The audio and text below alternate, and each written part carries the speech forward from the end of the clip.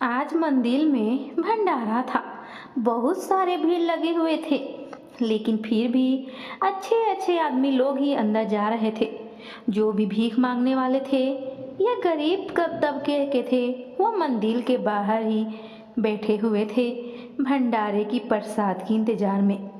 वहीं पर एक कोने में बहुत ही बूढ़ा आदमी बैठा हुआ था और अपना एक हाथ से पेट चिपा हुआ था। आंखों में आंसू थी।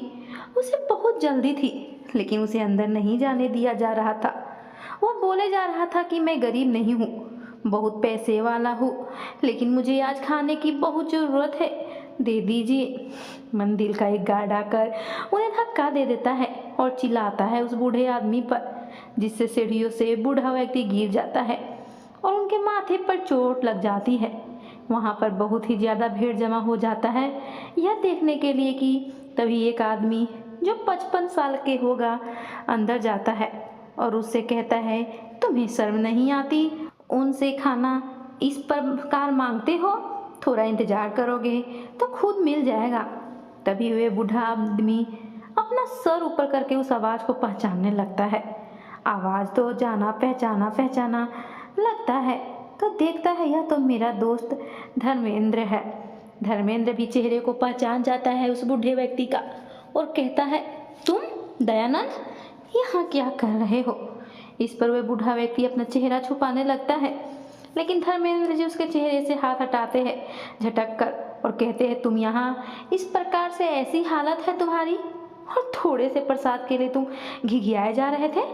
मुझे विश्वास नहीं हो रहा है तुम्हें देखकर। फिर उसके बाद उस भीड़ ने उन्हें निकालकर एक अच्छे से जगह चबूतरे पर आराम से बिठाते हैं और खुद भी वहीं पर बैठ जाते हैं। उसके बाद धर्मेंद्र जी दयानंद जी को पानी पिलाकर और प्रसाद खिलाते हैं। धर्मेंद्र जी तब जाकर दयानंद जी को संतुष्टि होती है और उसमें से ही कुछ प्रसाद बचाकर भी रखते हैं। उस पर धर्मेंद्र जी बोलते हैं, तुम यह क्या कर रहे हो? तब दयानंद जी बोलता है, यह मैं तुम्हारी भाभी के लिए रख रहा हूँ, वह भी तो बेचारी 2 दिनों से भूखी है। तब धर्मेंद्र जी की आंखें फटी रह जाती है। 2 दिनों से क्या हुआ है तुम्हें? तुम्हारी ऐसी हालत क्यों है? तुम तो बेटे भी बहुत अच्छा जॉब पर है, कमाता है, और तुम्हारे पास भी तो इतने सारे धन दौलत पैसे थे, तुम्हारी ऐसी हालत क्यों हो गई? तुम और भाभी जी 2 दिनों से भूखे क्यों हो? मुझे सब सच सच बताओ, मुझे जानना है। दयानंद जी कुछ भी बोल नहीं पा रहे थे।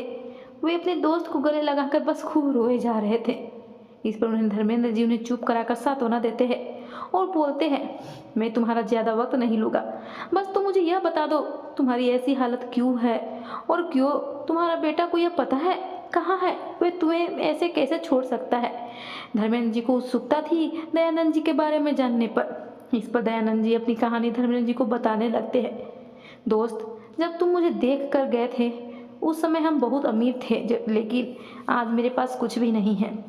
मेरे बेटे बहू मुझे घर से बाहर बरामदे में रखते हैं और कुछ भी खाने को नहीं देते। तुम्हारी भाभी को तो भूख बहुत तेज लगती है और हम दोनों पर बहुत जुल्म भी करते हैं। मेरे बेटे बहू सारे मेरे धन दौलत और मेरी प्रॉपर्टी अपने नाम कर लिए है, हमसे चालाकी से ले लिया। दोस्त, सबसे पहले तुम्हारी भाभी को कुछ खिला लो, उसके बाद इत्मीनान से तुम्हें हम कल यहीं पर मिलते हैं और फिर तुम्हें सब बतलाएंगे। और वहाँ से जल्दी दयानंद जी अपनी पत्नी उर्मिला के पास चल दिए। जब घर गए तब दयानंद जी पत्नी उर्मिला को पीटते हुए पाए। बहू पीट रही थी और बेटा सुधीर देखे जा रहा था।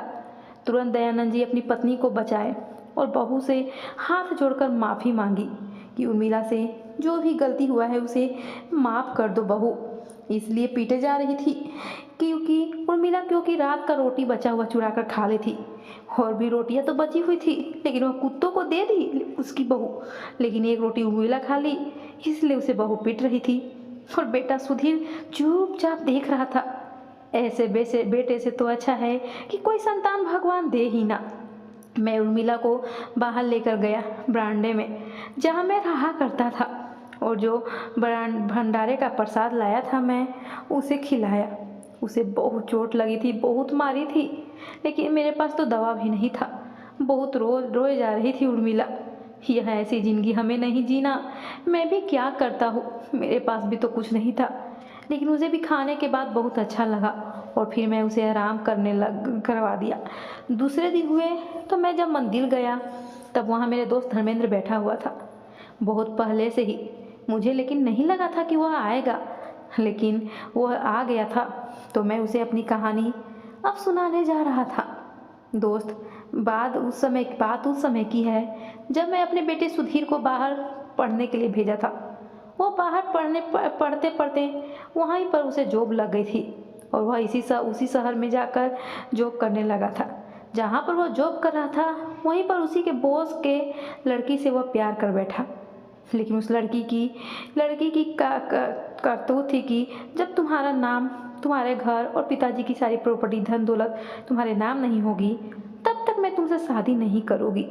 सुधीर हमसे यह सारी बातें नहीं बोल सकता था, लेकिन एक बार बोला जरूर था कि पिताजी, मैं अपने बॉस की लड़की से शादी करना चाहता हूँ, लेकिन वह मुझे इस घर का मालिक बनाना चाहती है कि आप यह घर मेरे नाम कर सकते हैं। मैं भी उस समय कह दिया था, बेटा मेरी बात तो यह घर तुम्हारा ही है, उससे कह देना, और वैसे भी यह घर मेरा हो या तुम्हारा, इससे क्या फर्क पड़ता है। पर वह लड़की सुधीर को बहुत ही भड़काने लगी और सुधीर उससे बहुत प्यार करता था, इसलिए उसे छोड़ना भी नहीं चाहता था। एक दिन मेरी तबीयत अचानक बहुत ज़्यादा खराब हो गई थी। मुझे उर्मिला अस्पताल लेकर गई थी। सुधीर भी साथ में गया था। उस समय मौके का फ़ायदा उठाकर उसने उर्मिला और मुझसे डॉक्टर के कागजात कहकर साइन करवा लिया, बहुत ही चालाकी से, सारे प्रॉपर्टी पर। हमें तो पता भी नहीं था। जब मेरी तबीयत ठीक होकर मैं घर आया तो उसके कुछ महीनों बाद ही सुधीर शादी करके अपने बॉस की बेटी से आ गया। मैं तो चकित था कि हमसे कुछ बोला भी नहीं, फिर भी मुझे कोई आपत्ति नहीं थी। जब बेटा राजी था तो मैं क्या कर सकता था। माँ बाप का तो सपना होता है बच्चों के शादी करवाना, खुशी चाहना, लेकिन आजकल के तो बच्चे सुनते कहाँ हैं। मुझे भी कोई बात नहीं खराब लगी, लेकिन मुझे एक बात खटक रही थी कि जो लड़की कब तक कह रही थी कि तुम मालिक बन जाओगे घर के, तब मैं शादी करूँगा, तुम्हें आज मान कैसे गई। लेकिन उस समय मैं ज़्यादा ध्यान नहीं दिया। 2-3 दिन के बाद ही मुझे बरामदे में रहने के लिए कह दिया गया। यहाँ बाहर नहीं रहना चाहता था मैं। कहा बेटे से कि घर में तो बहुत सारे रूम हैं, तो तुम मुझे बाहर क्यों रहने के लिए कह रहे हो। इस पर बेटा मुझे उसी दिन की सारी बात बता दिया। पिताजी, आज से घर अब आपका नहीं, यह घर मेरे नाम है, और जैसे मेरी पत्नी चाहेगी वो ऐसा ही इस घर में होगा। वह यह चाहती है कि आप बरामदे में रहे। वह इसलिए अपने नाम करवाना चाहती थी क्योंकि आप दोनों बाहर रहे। उसे घर में प्राइवेसी पसंद है। कोई भी उसके आजू बाजू रहता है तो उसे बिल्कुल भी अच्छा नहीं लगता है। इसलिए आज से और अभी से आप और मम्मी बाहर रहिएगा। इतना कहने के बाद बेटा चला गया था। मुझे तो बहुत अजब लगा। मैं सोचा कहने से क्या होता है, मैं तो यहीं रहूँगा। अंदर इतना बड़ा घर मैं अपने लिए ही तो बनवाया हूँ, और मैं बाहर रहूँ, यह मुझसे नहीं हो पाएगा।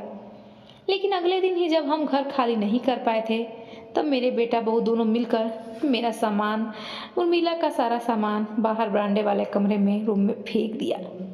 वहाँ एक छोटा सा रूम था, बस उसमें ही हम दोनों को रहना था।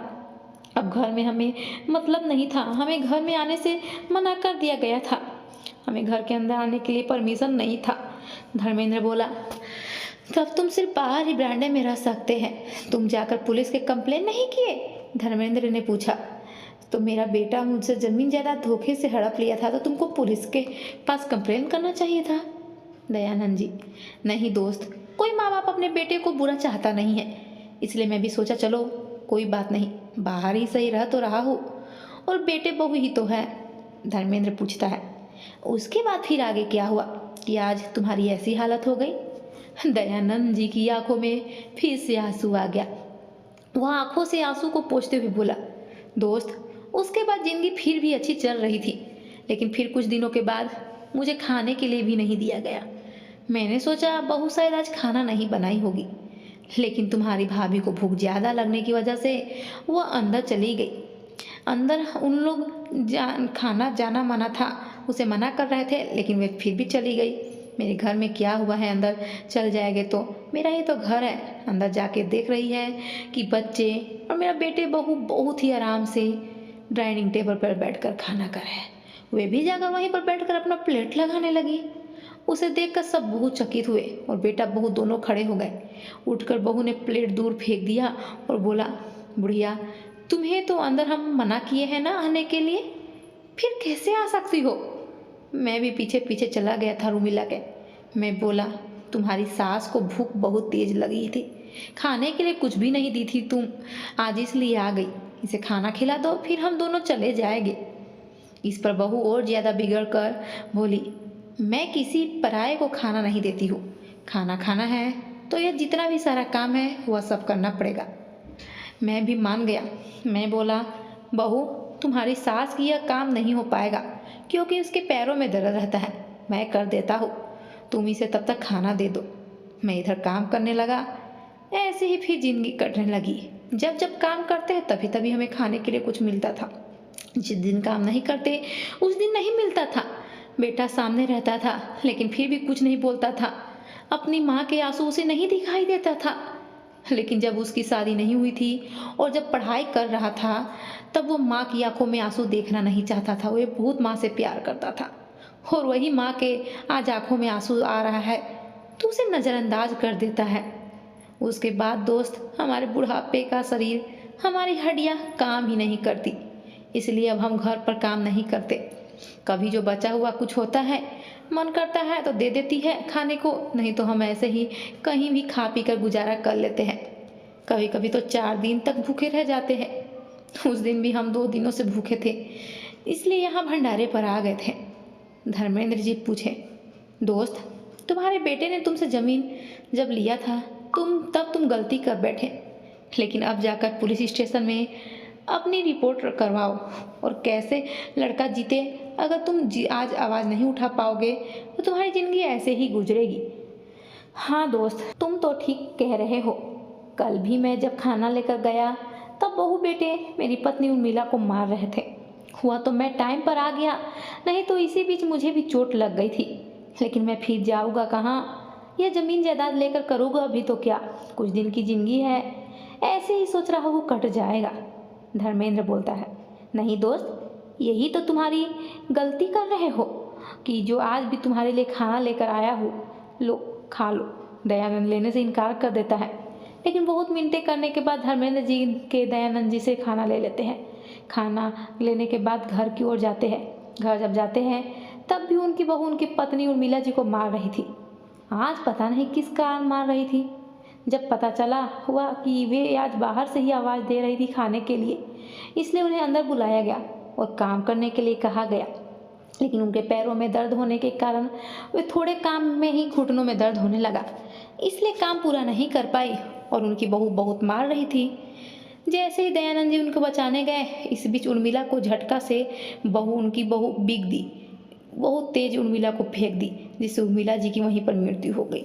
अब दयानंद जी एकदम शांत, उन्हें कुछ समझ में ही नहीं आ रहा था। बहुत खून बह जा रहा था उर्मिला जी के सिर से। दयानंद जी आनंद फानंद में बेटे को बोले जा रहे थे, बेटा चलो ना, माँ को देखो क्या हो गया, अस्पताल ले चलो। बहुत गिड़गिड़ा रहे थे, लेकिन बहू बेटे उनकी एक भी ना सुने। और खाने का वक्त हो चला था तो वहीं पर खाना भी डाइनिंग टेबल पर खाना खाने लगे। लेकिन बेटे को अपनी माँ की फिक्र नहीं हुई। वह अपनी पत्नी की बात मानकर चुपचाप अपने परिवार फैमिली के साथ बैठकर खाना खाने लगा। सुधीर और अपनी माँ का थोड़ा सा भी सुधीर को ध्यान नहीं आया, ख्याल नहीं आया। लेकिन थोड़ी देर के बाद ही उर्मिला जी भगवान की प्यारी हो गई। दयानंद जी के आंखों के आंसू भी सूख गए थे, क्योंकि जब से बेटे ने शादी की थी अपने पसंद की लड़की से, तब से दयानंद जी और उर्मिला जी तो सिर्फ रोए ही जा रहे थे। लेकिन आज उर्मिला जी के चले जाने के बाद दयानंद जी की आंखों में आंसू भी बंद हो गया। उर्मिला जी की मृत्यु देखकर बेटे बहू सब पका गए। सुधीर बोल रहा था अपनी पत्नी से, तुम्हें क्या जरूरत थी माँ को इस प्रकार से झटका देकर फेंकने की? मारपीट तो रही थी ना, शौक तो पूरा हो ही रहा था तुम्हारा। देखो तो उनकी मौत हो गई। अब जल्दी से हमें ही कुछ करना पड़ेगा, नहीं तो अगर पिताजी पुलिस पास चले गए तो हम दोनों को तो खैर नहीं। वे दोनों पिताजी को चुपचाप शांति से बैठाकर माँ का क्रियाक्रम सारे किए। सारे लोग आ गए थे और सांत्वना देकर दयानंद जी को फिर जा रहे थे। दयानंद जी लेकिन फिर भी चुपचाप थे। इसी बीच दयानंद जी वहीं पर बैठे रह गए। तब धर्मेंद्र जी आए और बोले, दोस्त यह कैसे हो गया?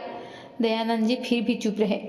उन्हें कुछ समझ में नहीं आ रहा था कि वह अपने दोस्त से क्या बोले क्या नहीं, जिसके कारण अब वह जमीन जायदाद लेना चाहते थे वो अब नहीं रही इस दुनिया में। अब मैं भी जीकर क्या करूँगा, वे सोच रहे थे मन ही मन। इसी बीच धर्मेंद्र जी को देखकर वह गले लग गए और बोले, दोस्त मेरा सब खत्म हो गया, अब मैं जी कर क्या करूँगा? धर्मेंद्र बोले, क्या हुआ तुम मुझे सब बताओ। लेकिन दयानंद जी कुछ भी नहीं बोले। उन्हें तो सदमा लग गया था अपनी पत्नी उर्मिला का चले जाने का। लेकिन अब धर्मेंद्र जी ने दयानंद जी को जब खाने का डब्बा दिया था, उस डिब्बे में उन्होंने खुफिया कैमरा लगा दिया था, जो दयानंद जी को भी नहीं पता था। वह कैमरा निकालकर धर्मेंद्र जी भी चुपचाप चले गए।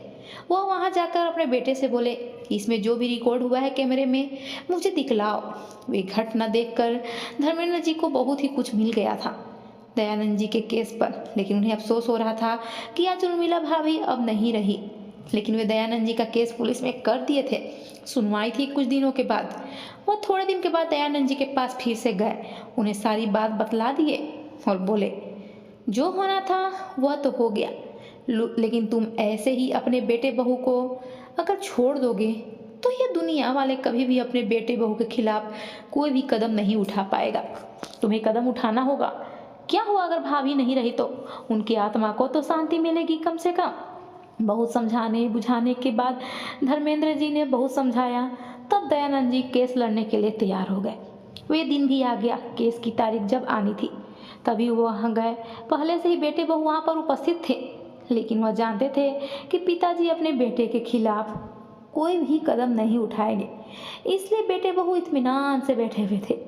केस की सुनवाई हुई, सारे कागजात और खास करके वे वीडियो रिकॉर्डिंग जज को दिखलाया गया। जज भी देखकर बहुत हैरान हुआ कि ऐसे भी बेटे बहू होते हैं। दयानंद जी को कटघरे में बुलाया गया। वह कुछ नहीं बोल रहे थे, लेकिन धर्मेंद्र जी के इशारे से वह फिर बोलना स्टार्ट किए। जज साहब, मैं आपसे क्या कहूँ, मेरा बेटा ऐसा निकल गया कि मैं कभी सपने में भी नहीं सोचा था। इसके लिए मैं और उर्मिला ने क्या क्या नहीं किया, लेकिन यह तो अपनी माँ को ही मार दिया। और चोट लगने के बाद भी उसमें मैं गिरा रहा था अस्पताल ले जाने के लिए, लेकिन वे नहीं ले गया। उसकी मौत का जिम्मेदार मेरा बेटा ही है। बस इतना ही कहकर दयानंद जी रोने लगे। वहाँ पर उपस्थित सारे लोग उनके इस दुख को समझ रहे थे, लेकिन बेटे बहू के चेहरे पर अभी भी कोई सिकन नहीं था। वह जान रहे थे कि पिताजी जरूर यहाँ पर हमें घसीट कर ले आए हैं, लेकिन हमें सजा थोड़े देंगे। हमें अभी तक दयानंद जी के बेटे को यह भी नहीं पता था कि कैमरे में यह सब चीज़ रिकॉर्डिंग हो चुका है और जज साहब को मिल चुका है। जज को सिर्फ फैसला सुनाना था, लेकिन दयानंद जी को एकदम शांत और आंखों में आंसू देखकर जज साहब भी पिघल गए और उन्हें खुद उनको बेटे का फैसला सुनाने के लिए कह दिया गया। खुद जज बना दिया गया। जज के इस फैसले से सभी खुश थे कि एक बाप अपने बेटे को जज बनकर सजा देगा, तब यह समाज के लिए एक प्रेरणा होगी और कोई भी बेटा बहू अपने माँ बाप के साथ ऐसा बिहेवियर कभी भी नहीं करेगा।